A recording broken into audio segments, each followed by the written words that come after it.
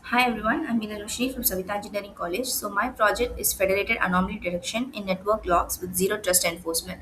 So to explain the problem statement, in every network logs, we'll have an IDS system where it's gonna say whether the intruding logs or like intruding request, whether it's like a good intrusion or like it's a fake one by any some hacker or something.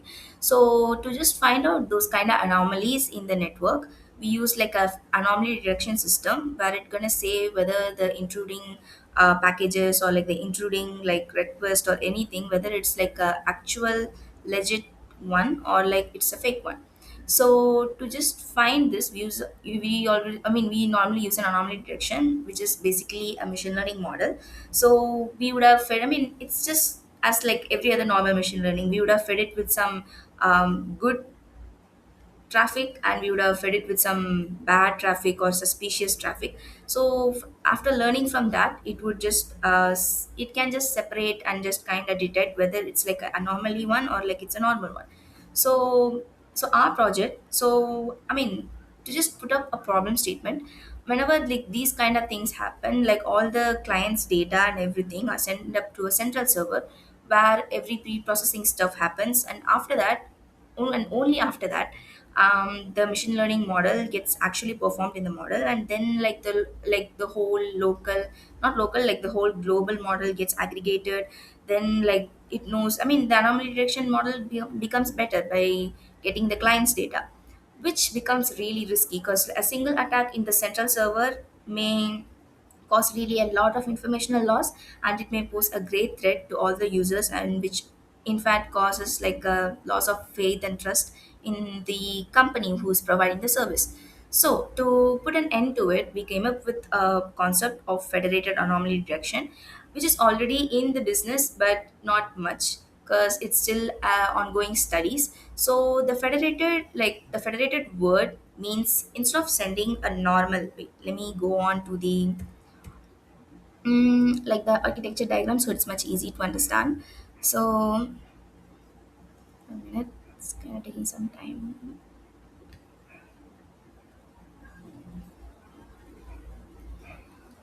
Okay, so this is the architecture diagram. So, like as you can see, instead of sending the actual raw data to the central server, here every client have their own data to themselves, where the pre-processing also takes place within their device. It's not gonna leave their device.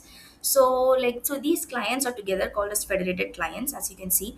And instead of sending the data to the central server, we are getting the model from the central server. As you can see, we have used isolation forest. I mean, instead of just aggregating every of the data in one central server, we are sending a small portion of a model, and we are sending it to the client. So that the data will not leave their device and sensitive data are safe within their device. So that the pre-processing happens and it just goes to one hot encoding, just another process in machine learning, and then it just goes to an isolation forest, where in turn it gonna get an anomaly score, whether like the network is good, I mean how the intrusions are, and etc etc. So here comes the federated part. So each client produces an anomaly score, which in turn is converted into weights, and those weights are sent back to the central server. So though that server, we are calling it as a federated server, as you can see there.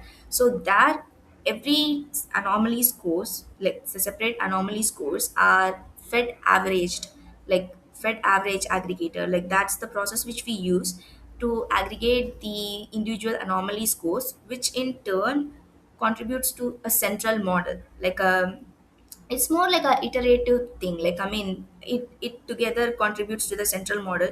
So the central model gets updated along with the weights whatever they got, and then the model is sent back to the new clients, so that like the updated model is used in the next iteration.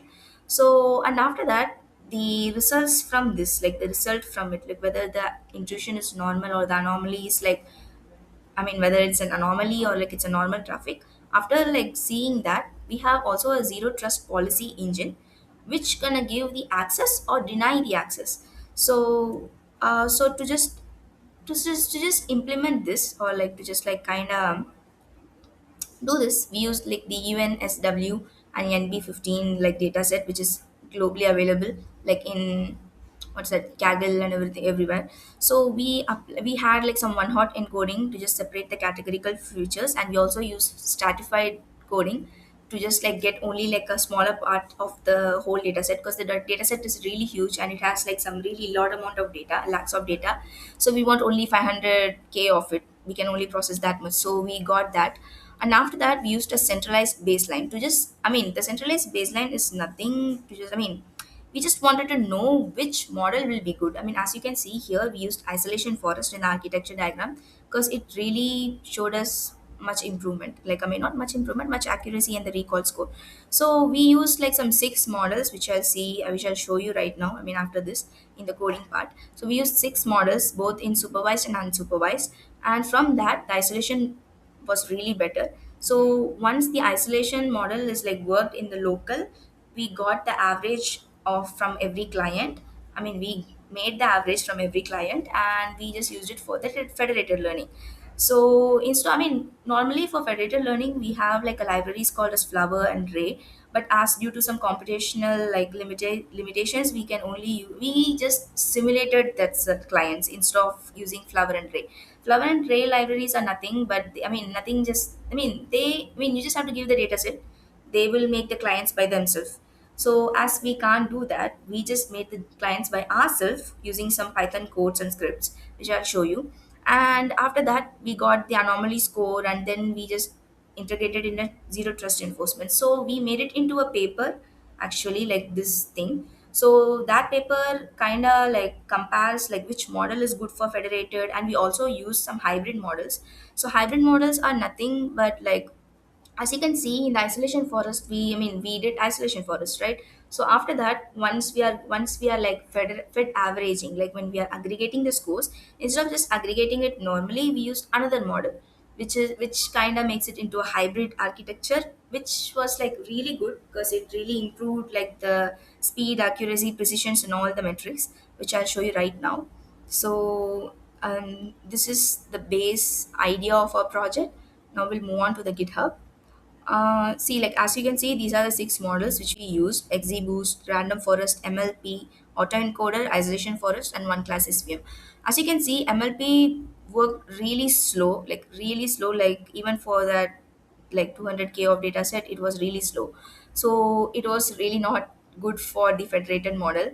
And from this, as you can see, the isolation forest was really fast, and it also had a high recall.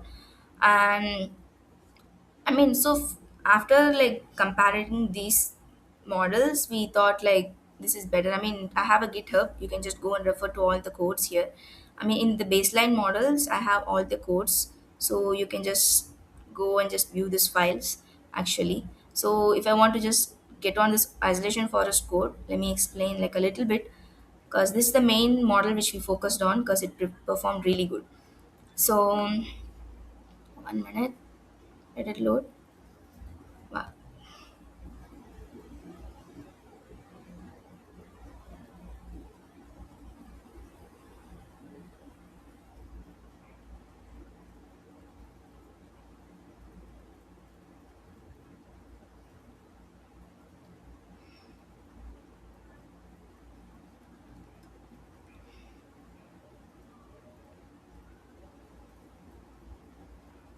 I don't know. Yeah, now it's here. So first we set up and loaded the data set. I mean, even before loading the 200k data set, I pre-processed them, and that code is also available in the GitHub if you want to check it out. So from that, I pre-processed them and one-hotted them. Like I did everything there in the pre-processing um, file. You can just refer to it. So here we just loaded the data, and we kind of had the label of X and Y. And after that, like we are just training the data here, as you can see. And here we just yeah, see, we just define the isolation forest model here. And once we are like defining the model, we are fitting the model in this, like in this line, as you can see.